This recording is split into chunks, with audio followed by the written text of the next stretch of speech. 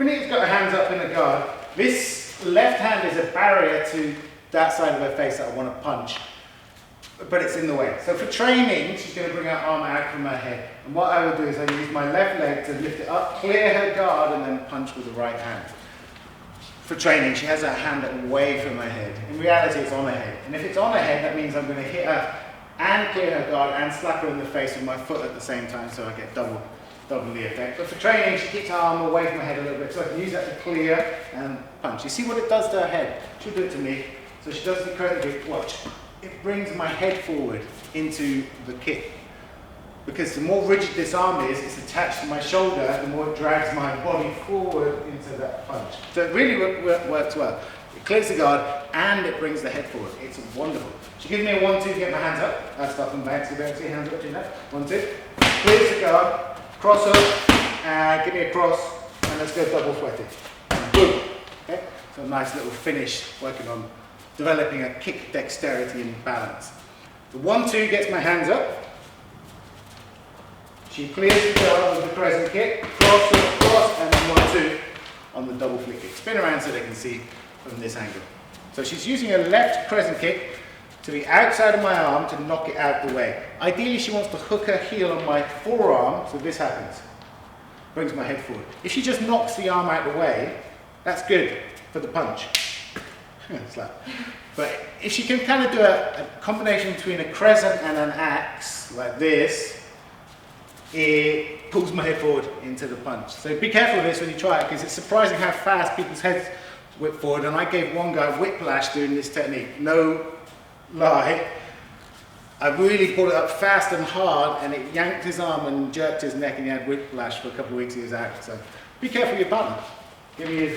She's frowning at me, disapproving. 1-2. Use the crescent kick, cross, cross. 1-2. So she's following up on the other side. Clear the guard, punch him in the face, kick him in the body, kick him in the head. Slow. 1-2. Clear. Cross, cross. 1-2. Okay. So that's one way of clearing the guard, using the crescent kick. Second way is using the reverse kick. So Benita's got her hands up again. It's away from her head so I don't hit her in the head, because it's late here. It's now 10 past 11 p.m. and if I screw this up and slap her in the head, it won't go down well. So what I do is I use the hook kick to clear her guard, same thing. So maybe if I'm a bit more sideways on, let's say I've given her a double jab, now I'm sideways, I can hook kick this to clear. It wouldn't make sense if I was sideways, double jab, to then square and do the crescent kick. So if you're already sideways, bap, bap, hook kick, or reverse, follow with the same combination. So give me a double jab, sideways, we'll clear it, cross, 1-2, good, and again. So it's got to be a bit sideways after the second jab, 1-2, clear the guard, cross, 1-2, good. Right pad low, left pad high, again please. Sideways. Clear the guard, cross, 1-2, body head. Nice light movement, flicky, fast, but it's the speed disguises a lot of power. It's got plenty of power in it.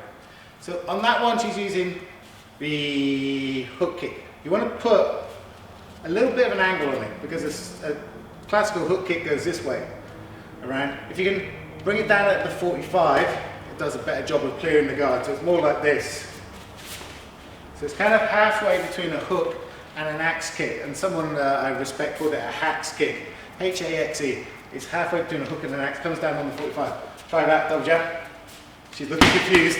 Oh no, she got it. 2, good, that's nice.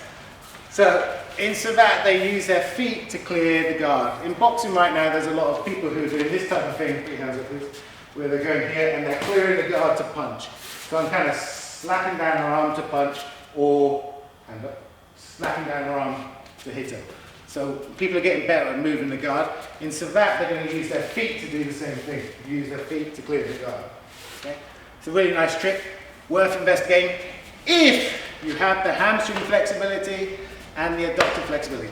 If you try and do this and your hamstring goes, it's a sign that you don't have flexibility.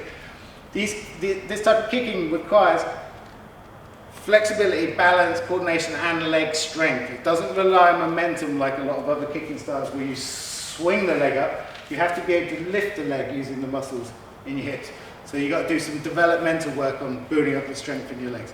But that's just two ways of using the feet to clear the guard.